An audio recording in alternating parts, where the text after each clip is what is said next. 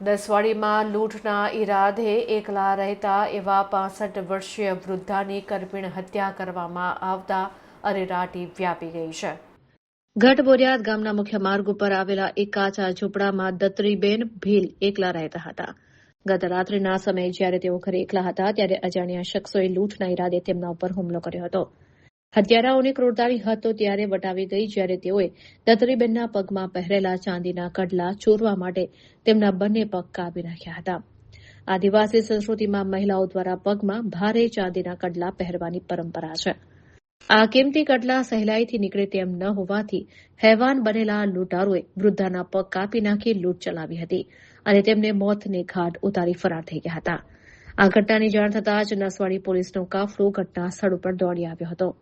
પોલીસે મૃતદેહને પોસ્ટમોર્ટમ અર્થે ખસેડી અજાણ્યા શખ્સો વિરુદ્ધ હત્યા અને લૂંટનો ગુનો નોંધી વધુ તપાસ હાથ ધરી છે. દોડા દિવસે કે રાત્રિના સમયે બનેલી આ ઘટનાએ સ્થાનિકોમાં ફાળ પાડી દીધી છે. પોલીસ દ્વારા અલગ અલગ ટીમો બનાવી હત્યારાઓને ઝડપી પાડવાના ચક્રો ગતિમાન કરવામાં આવ્યા છે.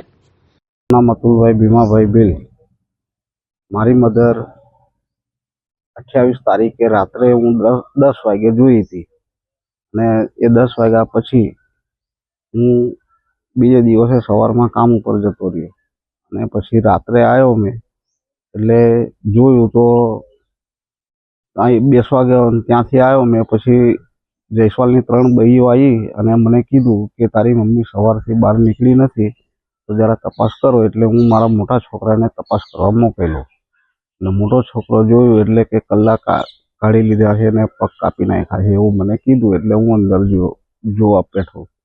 તેણે મને એવું કીધું કે કલ્લા કપાઈ ગયા એમ. પછી મેં જોયું એટલે કલ્લા હતા જ નહીં અને પગ કપાઈ ગયા હતા. અને પછી પોલીસને જાણ કરી એટલે પોલીસ આવી ત્યાં અને મને લઈ ગયા કે FIR લખાવવાની છે અને પછી સરકારી દવાખાને ડેડ બોડીને પહોંચતી કરીને હવે PM કરવાની વાત કરી છે મને. તમારી શું માંગ છે?